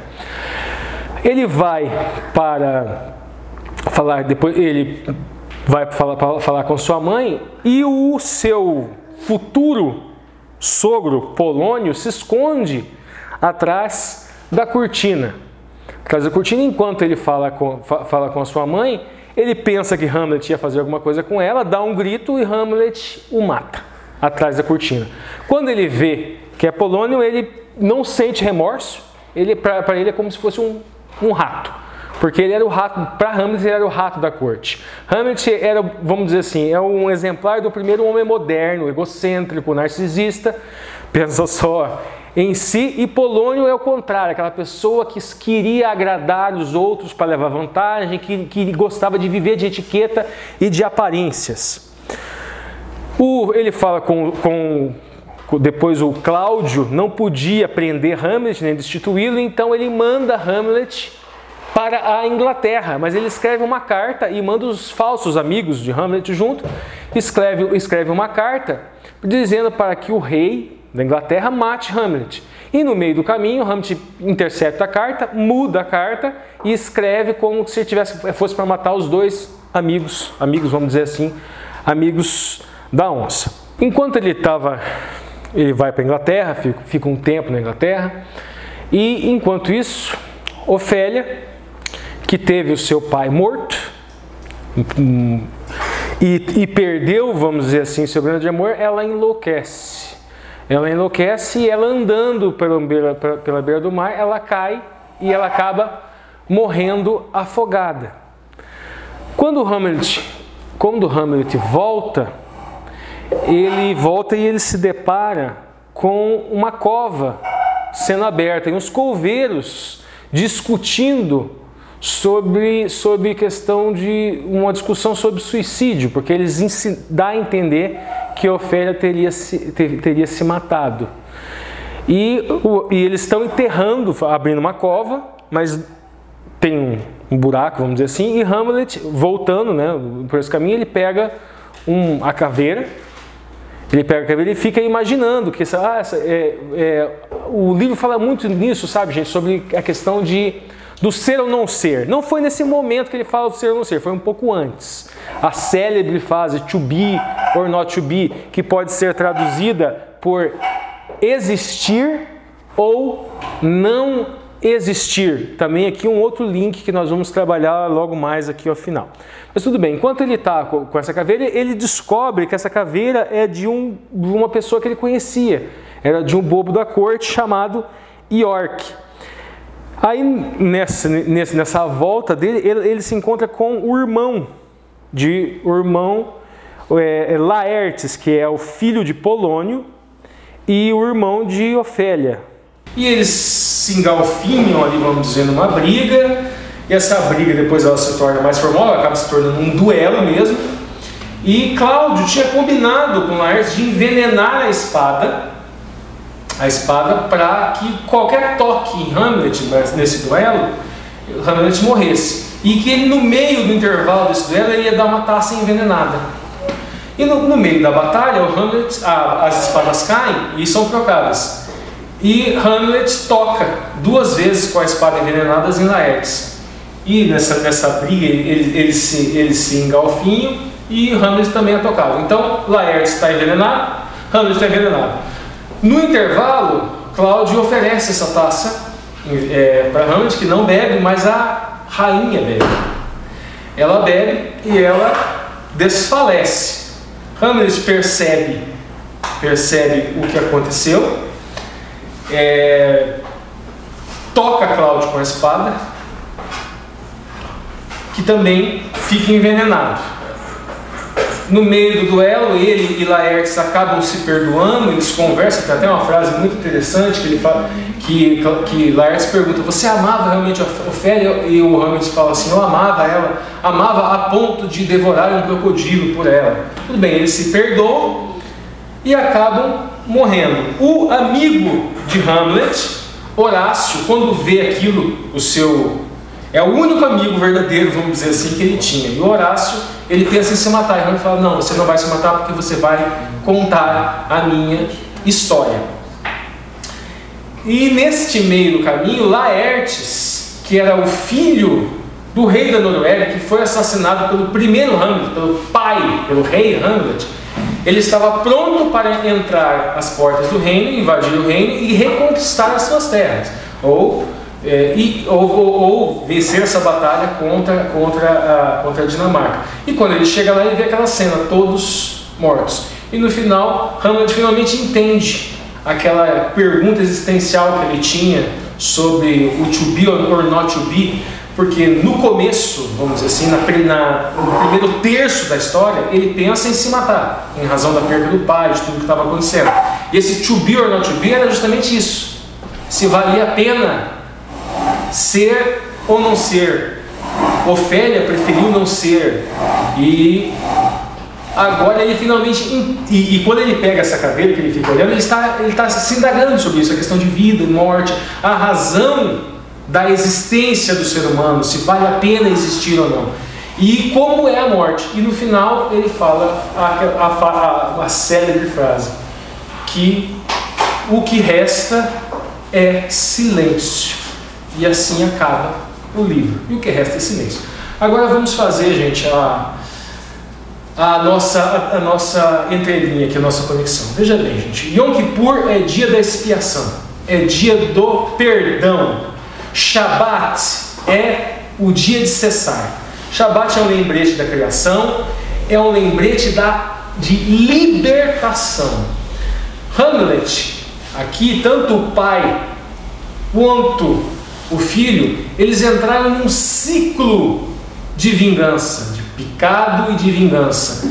Em nenhum momento houve propriamente expiação de pecado, só se fez necessariamente justiça quando Laertes retomou as suas terras, que logo no começo da peça foram retiradas por um assassinato, pelo seu pai assassinado. É como se Hamlet filho, o segundo Hamlet, vamos dizer assim, ele fizesse justiça com Laertes, com a Noruega. Cristo, ele veio justamente para quebrar esse ciclo de vingança. E como que funciona isso? Gente, o perdão, nós temos dois tipos de perdão. Nós temos o perdão do Eterno, que ele é simbolizado na festa do Yom Kippur, no dia da expiação. Esse perdão do Eterno, essa expiação de pecados do Eterno, ela existe, ela só é possível pela morte de Cristo na cruz. Então, o to be or not to be, o ser ou não ser, se aplica também ao Eterno, só que de uma maneira diferente. Lembra que o nome do Eterno significa eu serei o que eu serei. Esse verbo raiá equivale ao mesmo verbo to be, ser ou não ser, e o Eterno optou. Mas ele optou pelo não ser quando? Existindo em forma divina, ele nega a sua existência divina, se aniquila e faz carne. Ele opta por não ser, not to be, ou seja, ele nega o ser divino e se faz homem. Enquanto um homem, ele viveu uma vida santa, justa, mas ele teve morte de cruz, morte de criminoso. Então ele tinha direito à vida eterna e ele opta por não ser, not to be. Para quê? Toda essa negação de existência. Depois ele ressuscita, obviamente, para que para que eu pudéssemos ter expiação de pecado, para que esse ciclo de vingança fosse quebrado. Agora eu posso ser, eu posso existir, viver eternamente. Como? E aí é onde o ciclo do perdão e não o ciclo da vingança toma tônus, ele toma uma forma prática. Cristo me perdoou, quebrou o ciclo da ira, o ciclo da vingança. Eu sou pecador, mereço a vida eterna. Ele nega a sua existência 2 vezes para que eu possa ter uma existência eterna, para que eu possa ter uma existência pura. Eu olho para Cristo, Cristo me perdoou de algo extremamente grande. E Ele me ensina. Estive nu e me vestiste, estive preso e me visitaste, estive com fome e me alimentaste. Aí os discípulos perguntam, esse é o ensinamento de Yoshua que se aplica à quebra desse ciclo da vingança. Mas quando, Senhor, que você esteve nu? Toda vez que fizeste isso a um de meus pequeninos, a mim o fizeste. É neste ponto em que o tônus da praticidade do plano de salvação, ele se evidencia. Por quê? Eu não mereço vida eterna, quem merece é Cristo, mas Ele deu essa vida eterna por mim.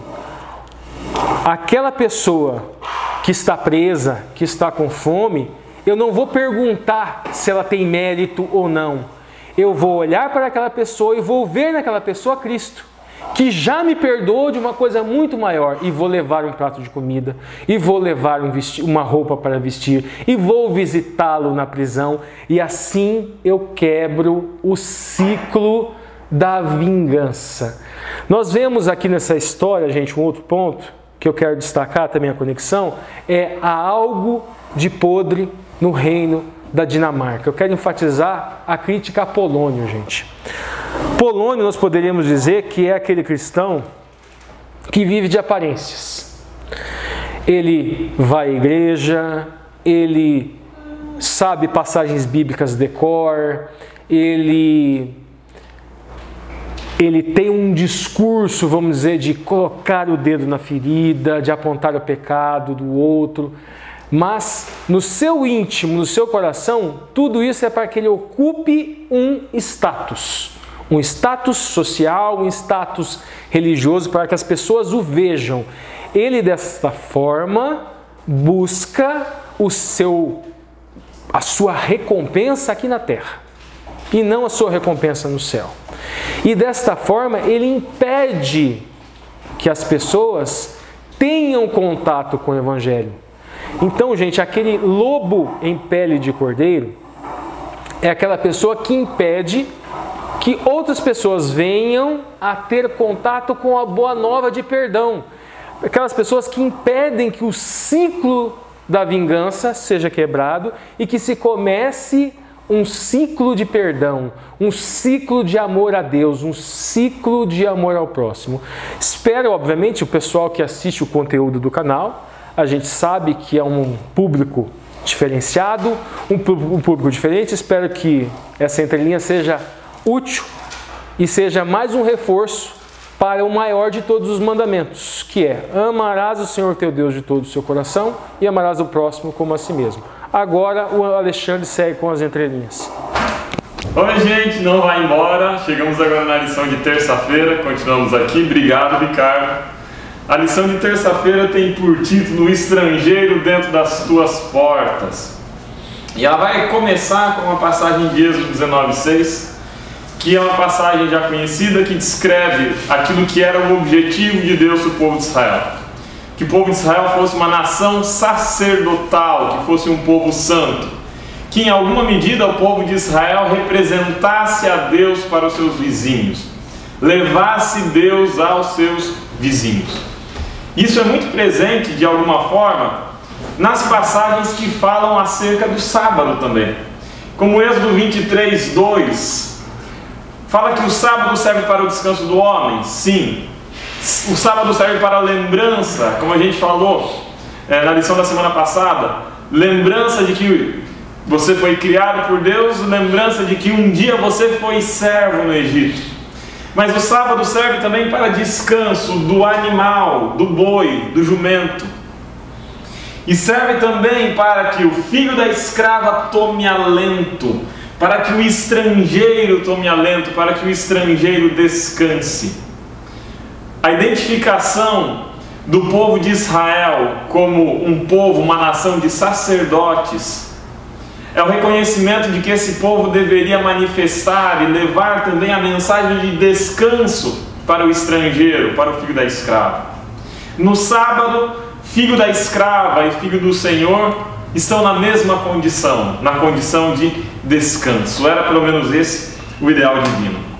Essa ideia de trazer descanso para o estrangeiro, essa ideia de trazer descanso para o filho da escrava, de entender o povo de Deus como uma nação de sacerdote, ela contrasta de uma forma tão triste, de uma forma tão absurda com aquilo que foi a atuação de missionários cristãos ou de falsos missionários cristãos, a atuação do imperialismo cristão ao longo do tempo, que na ocupação de territórios da África, da Oceania, da América, exterminaram nações inteiras, entendendo que ao fazer isso faziam sob mandato divino e com direito divino, pois por serem cristãos eram superiores aos povos pagãos.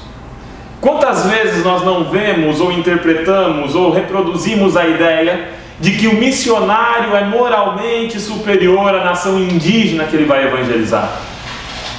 Quantas vezes nós não entendemos o missionário que vai para a África como moralmente superior às nações africanas que ele vai evangelizar?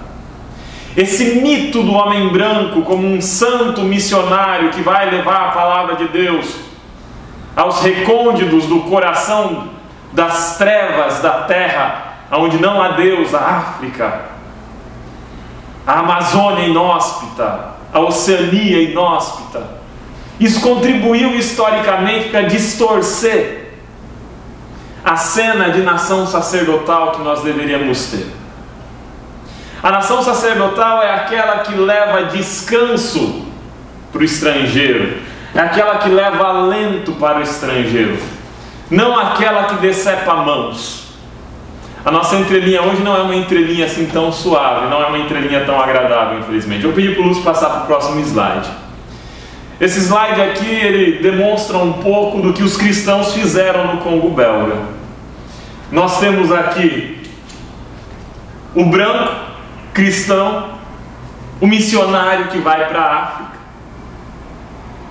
que era recebido como herói na Bélgica, que era reconhecido como o herói que estava indo levar a civilização e o cristianismo para uma nação e para um povo atrasado. E aqui nós temos os africanos, com mãos decepadas. O que esses homens seguram na mão, gente, são mãos humanas. E aqui nós temos crianças com mãos decepadas. Seu crime? Não serem cristãos, nascerem no continente errado, não alcançarem as cotas de produção de algodão. Para vocês terem uma ideia, mercenários belgas no Congo, cristãos, brancos, recebiam um pagamento proporcional ao número de mãos decepadas que eles apresentavam aos seus contratadores. Que tipo de sacerdócio nós estabelecemos no mundo? É um sacerdócio benevolente? É um sacerdócio que acolhe, que protege, que traz refrigério, que traz alento, que traz descanso para o estrangeiro? Ou é um sacerdócio opressivo, violento, que desconsidera os valores locais, que desconsidera a religiosidade local, que desconsidera a cultura local e que se vê e que se arroga um ar de superioridade, de direito de domínio? Que tipo de sacerdócio nós fazemos? Olha, como cristão, eu imagino que o cristianismo deve aos povos aborígenes australianos que foram exterminados, o cristianismo deve aos povos africanos que foram exterminados, e o cristianismo deve aos povos ameríndios que foram exterminados. Infelizmente, durante o século 14, 15, 16, 17, 18, 19, 20, o cristianismo não foi uma nação de sacerdotes, não foi uma nação sacerdotal. Recentemente, uma grande igreja cristã, com base no Brasil, poderosa, potente no Brasil, foi expulsa da África, entre outros motivos, por extorsão do povo, por abuso da piedade popular e por envolvimento com corrupção e tráfico internacional. É essa a nação de sacerdotes que nós, como cristãos, temos a oferecer para o mundo? Eu almejo um sacerdócio superior. Eu almejo um sacerdócio que comece na nossa vizinhança,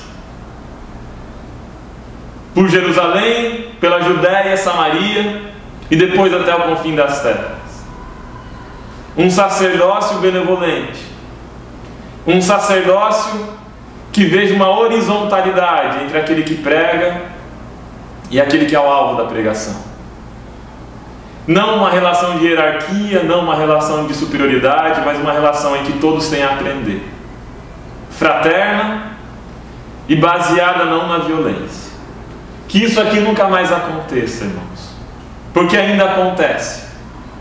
Talvez não com mãos decepadas, mas com valores, com moral, com princípios, com famílias tradicionais destruídas. Podemos avançar agora para a lição de quarta-feira. A lição de quarta-feira tem por título: Serviço ao próximo, honra o sábado de Deus.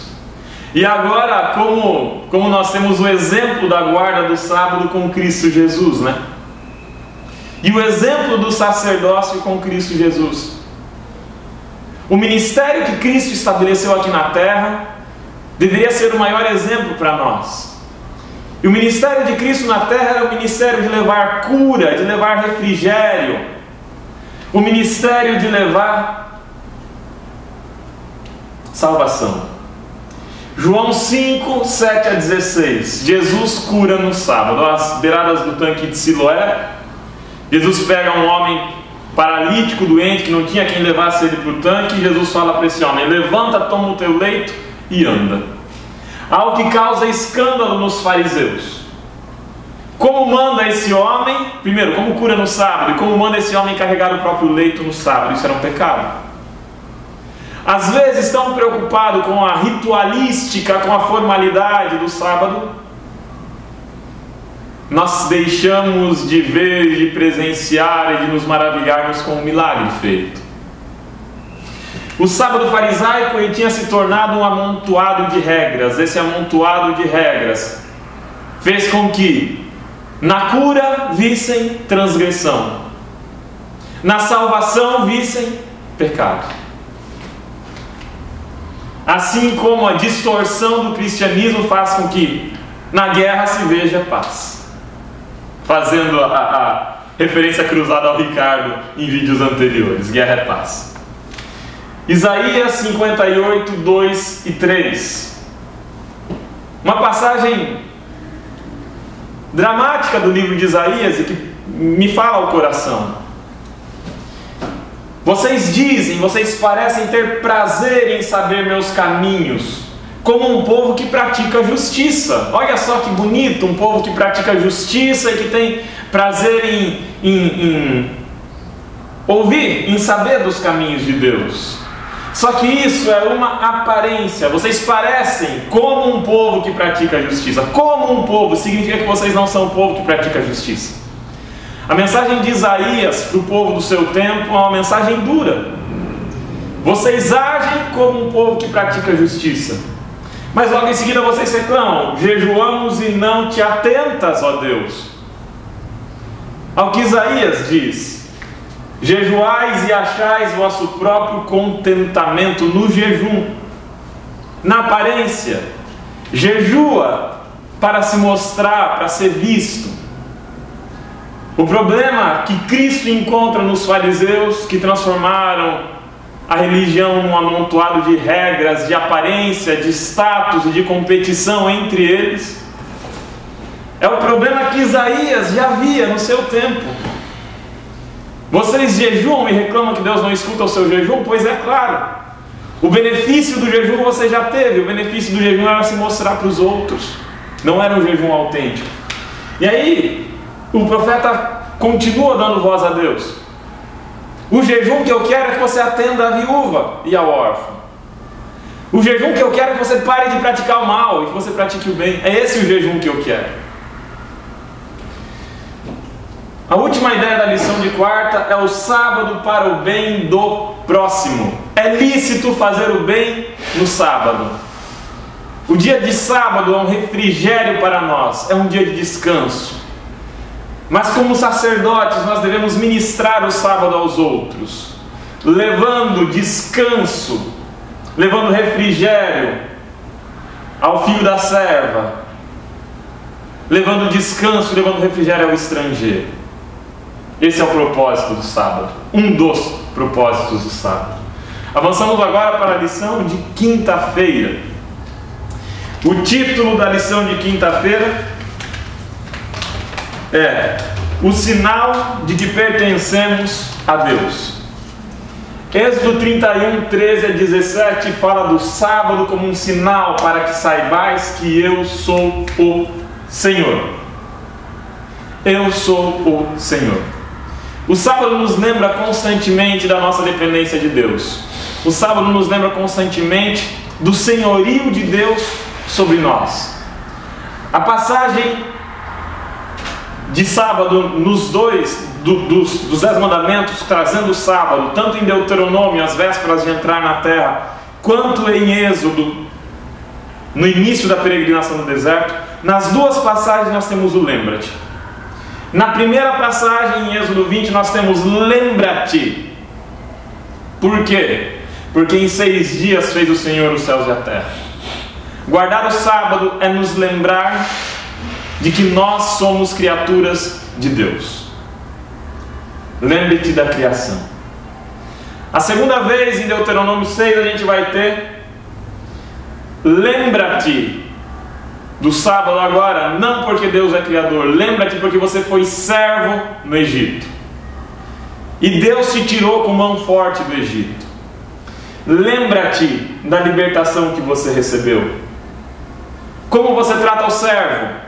Como você trata o empregado? Como que você trata aquele que está sob o seu poder? Como você trata o pecador, que é servo do pecado?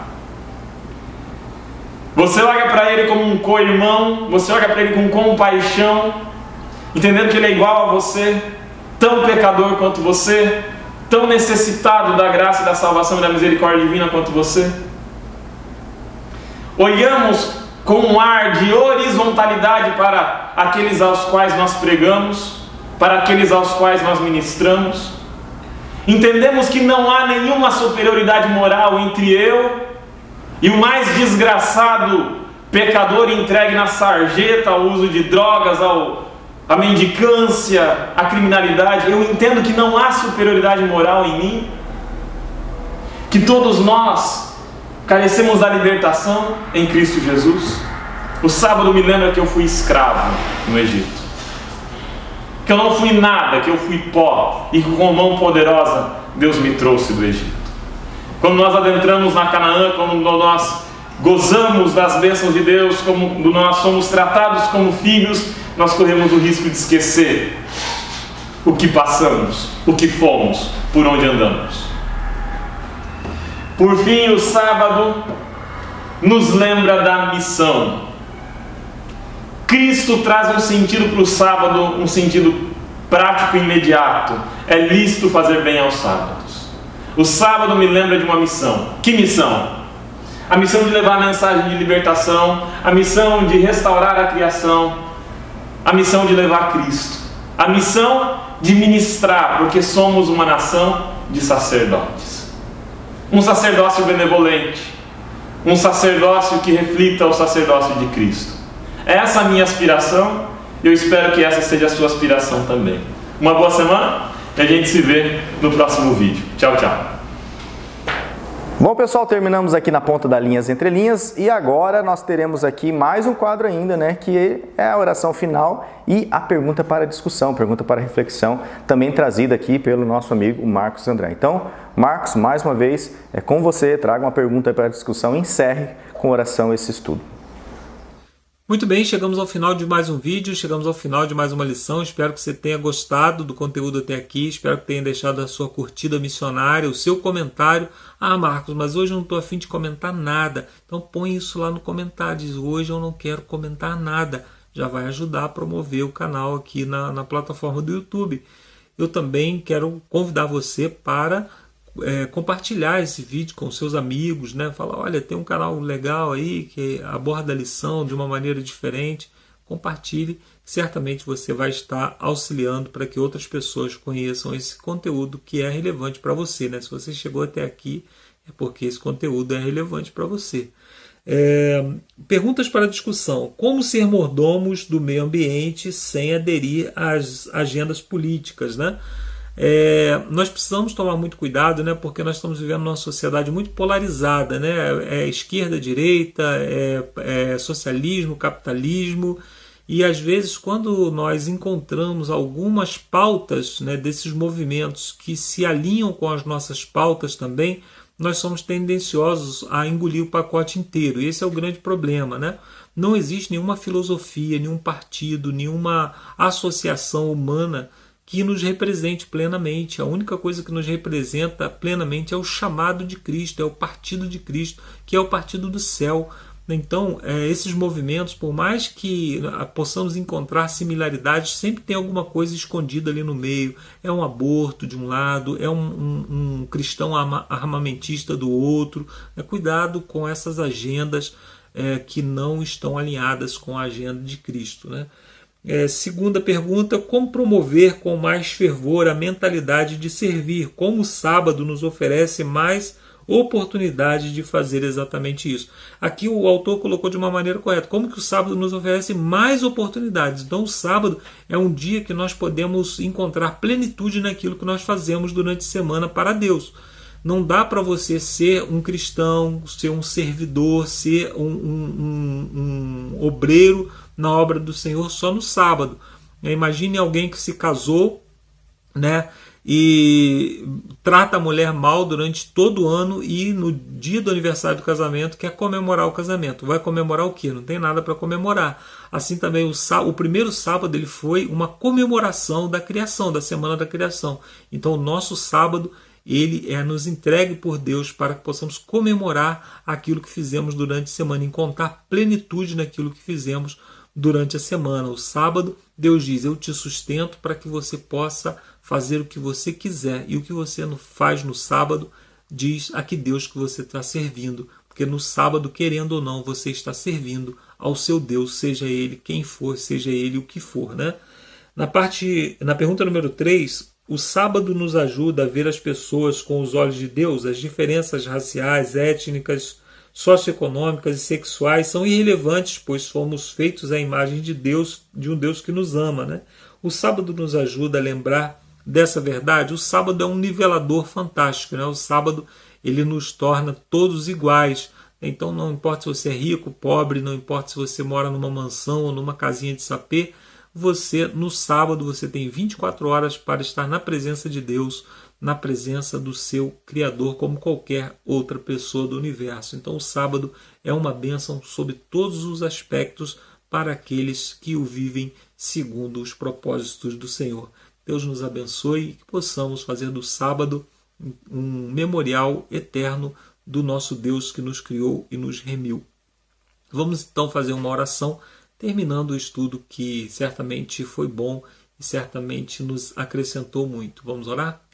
Senhor Deus, muito obrigado pelos presentes que o Senhor nos deixa na Tua Palavra, um deles o sábado, que nos dá a oportunidade de estarmos na Tua presença plenamente por um dia inteiro, sabendo que o Senhor nos sustenta durante todos os outros dias, para que possamos assim estar satisfeitos e plenos na Tua presença. Nós te pedimos, Senhor, pela Tua graça, pela Tua bondade, pela Tua misericórdia, que o Senhor nos salve para o Teu reino, para que finalmente possamos viver um sábado eterno, todos os dias na Tua presença, todos os dias te servindo plenamente. É o que nós te pedimos pelo nome do nosso Senhor e Salvador Jesus Cristo. Amém. Obrigado, amigos, e até a semana que vem com mais um estudo da Palavra de Deus. Bom, pessoal, terminamos então aqui essa 10ª lição, 10º vídeo, né? E nos vemos então no 11º vídeo, onde nós vamos falar do ansiando por mais. Pessoal, se cuidem, né? Não se esqueça mais uma vez, curta, compartilha aí o nosso conteúdo, comenta, se inscreva e nos vemos então já no antepenúltimo vídeo dessa série sobre descanso em Cristo. Então, descansem em Cristo. Tchau, tchau.